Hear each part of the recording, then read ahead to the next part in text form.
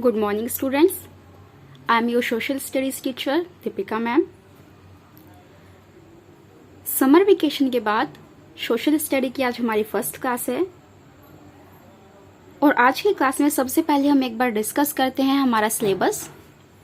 FA1 यानी कि formative assessment 1 में जो हमारे 2 चैप्टर्स हैं, chapter number 1 a globe a model of the earth, chapter number 2 maps our guides.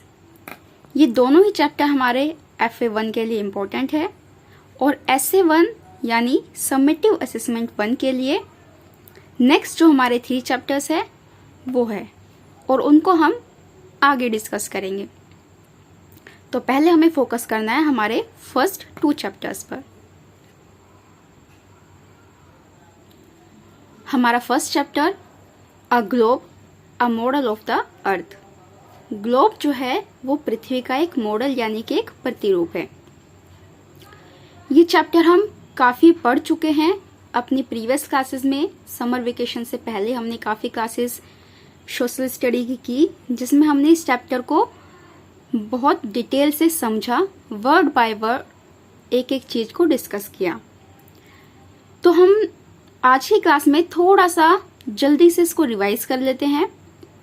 The earth means जो पृथ्वी है हमारी, वो हमारे सोलर सिस्टम है उसमें से एक ऐसा प्लेनेट है जहाँ पर लाइफ यानी कि जीवन पॉसिबल है। और वो पॉसिबल क्यों है? क्योंकि हमारी अर्थ पर वाटर मीन्स पानी और एयर में भी सभी तरह की एयर है, लेकिन उसमें हमें CO2 यानी कि ऑक्सीजन, CO2 यानी कि कार्बन डाइऑक्साइड, ये दोनों गैस जो है ह्यूमन के लिए बहुत ज़्यादा इम्पोर्टेंट है, जीवन के लिए, लाइफ के लिए। तो इसलिए पृथ्वी पर जीवन पॉसिबल है। क्यों? क्योंकि अर्थ पर पानी और हवा, ऑक्सीजन और कार्बन डाइऑक्साइड दोनों ही अवेलेबल है। इसके बाद हमने डिस्कस किया कि जो अर्थ जो है वो 2 चीज़ों से बनी है, लैंड यानी कि भूमि और वाटर मीन्स पानी। जो हमारी पूरी पृथ्वी है वो पूरी कहीं कहीं पर ज़मीन के हिस्से हैं बहुत बड़े बड़े, और कहीं कहीं पर बहुत सारा जो है पानी, पूरा पानी फैला हुआ है। तो जो बहुत बड़े बड़े यानी कि लार्ज लैंड एरिया है उसको क्या कहते हैं? Continents. Continents means large land area. क्या कहलाएगा? कॉन्टिनेंट। जो बहुत बड़े बड़े जमीन के टुकड़े होते हैं उसको क्या कहते हैं? Continents. Same large water bodies, जो बहुत बड़े बड़े पानी की बॉडीज होती है यानी कि पूरे एरिया में पानी फैला होता है चारों तरफ, उसको क्या कहते हैं? ओशंस। इसके बाद हमने डिस्कस किया कि कॉन्टिनेंट्स कितने हैं? 7। How many continents on the earth? 7 continents. उनके नेम चलिए हम मैप में ही डिस्कस कर लेते हैं उनके नेम, ताकि हमें अलग से ना डिस्कस करना पड़े। Number 1 Asia. एशिया जो है वो बिगेस्ट यानी कि सबसे बड़ा है। Number 2 Africa. Number 3 north America. Number 4 south America. Number 5 Europe. Number 6 Antarctica. Antarctica जो हमारा कॉन्टिनेंट है वो हमेशा बर्फ से ढका रहता है, इसलिए इसको वाइट कॉन्टिनेंट भी बोलते हैं। क्या बोलते हैं? White continent. और नंबर 7 और सबसे छोटा यानी कि smallest, S for smallest, Australia. Done. Next page. ये सभी हमने डिस्कस किए, बिगेस्ट, स्मॉलेस्ट। अब हम देखते हैं 4 मेजर ओशंस। जो वाटर बॉडीज होती है, लार्ज वाटर बॉडीज यानी कि ओशंस, वो कितने हैं? 4। इनको भी हम मैप में ही डिस्कस कर लेते हैं। Number 1 Pacific ocean. Pacific ocean जो है वो बहुत बड़ा है और ये बिगेस्ट ओशन है। ये पूरा एरिया पैसिफिक ओशन है और इधर से भी ये पूरा area Pacific ocean. Number 2 Atlantic ocean. ये पूरा जो ऐसे आएगा, ये पूरी शेप, ये Atlantic ocean. Number 3 Indian ocean. Indian ocean जो है ये इंडिया जो हमारी कंट्री है उसके नाम पर इसका नाम पड़ा है, इंडियन ओशन। और नंबर 4, नॉर्थ डायरेक्शन में आर्कटिक ओशन, अपर पार्ट में जो पूरा वाटर वाला एरिया है आर्कटिक ओशन। कुछ जो हमारे वैज्ञानिक है वो मानते हैं कि एक और ओशन है नंबर 5, साउथर्न ओशन। ये नीचे जो साउथ डायरेक्शन में है। कुछ लोग मानते हैं कि ये है, लेकिन कुछ लोग कहते हैं कि नहीं, जो ये पूरा एरिया है वो पैसिफिक ओशन, अटलांटिक ओशन और इंडियन ओशन में इंक्लूड कर दिया गया है और इसको काउंट नहीं करते। तो हमारी बुक में 4 दिए गए हैं, Pacific ocean, Atlantic ocean, Indian ocean, Arctic ocean. तो अभी आप इन 4 का नाम अच्छे से लर्न रखेंगे और इनकी लोकेशन कहाँ पर है, मैप में कहाँ शो करना है वो भी। डन। ओके, इनकी क्वालिटीज, पैसिफिक ओशन सबसे बड़ा है, बिगेस्ट।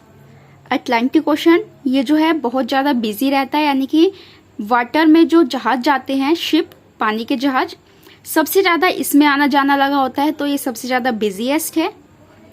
इंडियन ओशन जो है इंडिया के नाम पर इसका नाम पड़ा है। और आर्कटिक ओशन ये स्मॉलेस्ट ओशन है। डन। चलिए आगे, शेप ऑफ द अर्थ। जो हमारी अर्थ की शेप है, पहले यानी कि जो एशियन टाइम है, बहुत पुराने टाइम में लोग मानते थे कि जो अर्थ है वो फ्लैट है, लेकिन और उसका कोई किनारा नहीं है। लेकिन धीरे धीरे और जैसे टाइम बीतता गया, लोगों ने इसको प्रूव किया कि जो हमारी अर्थ है वो फ्लैट नहीं है, वो कैसी है, स्फीयर, यानी कि जैसे हमारी बॉल होती है गोल, उस तरह की है। और उसके बाद जैसे जैसे टाइम आगे बढ़ा, साइंटिस्ट ने और डेवलपमेंट किया, तो स्पेस के थ्रू उसको जब अर्थ को देखा गया, तो देखा गया कि अर्थ जो है वो गोल है, स्फीयर की तरह, और उसका हमें हाफ पोर्शन ही दिखाई देता है। Next, globe.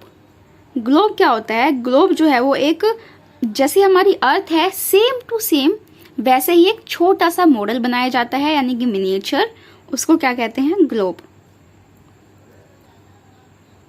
और ग्लोब की हेल्प से हम स्टडी करते हैं अर्थ के बारे में।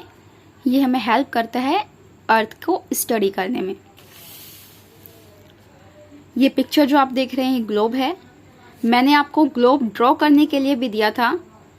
अगर आपने हॉलीडे होमवर्क अच्छे से किया है तो आपको पूरा चैप्टर जितना हमने रीडिंग किया है वो बहुत अच्छे से क्लियर हुआ होगा। इसके बाद हमने डिस्कस किया कि अर्थ के जो है 2 एक्सिस होते हैं। एक्सिस नंबर 1 नॉर्थ पोल और नेक्स्ट साउथ पोल। और इन दोनों को जो है ग्लोब में एक रोड, यानी कि एक लोहे की तार टाइप्स मान लीजिए, उसके थ्रू इनको जोड़ा जाता है ताकि हम ग्लोब को घुमा सके। North pole, south pole, done.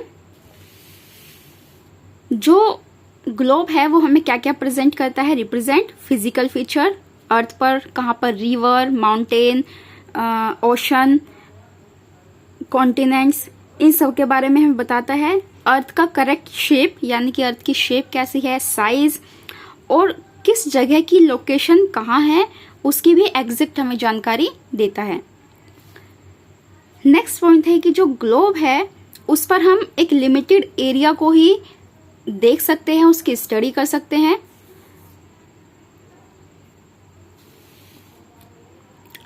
Line of globes. जो लाइन ऑफ ग्लोब्स है, यानी कि जो हमारा ग्लोब है उस पर काफ़ी सारी लाइंस ड्रॉ होती है, हॉरिजॉन्टली और वर्टिकली दोनों। तो इसको हम अपनी नेक्स्ट क्लास में डिस्कस करेंगे, और पॉसिबल होगा तो हम आगे का चैप्टर, जो हमारा न्यू चैप्टर है, हम आगे पढ़ेंगे, जिसको अब तक हमने नहीं रीड किया है। यहाँ तक हम रीड कर चुके हैं, और आगे जो हमारा चैप्टर है उसको आगे भी हम नेक्स्ट क्लास में स्टार्ट करेंगे। तो आप चैप्टर को एक बार पॉसिबल हो तो यहाँ तक रीड कीजिएगा और उसको समझने की कोशिश कीजिए। तो नेक्स्ट क्लास में मिलेंगे। Thank you and have a nice day.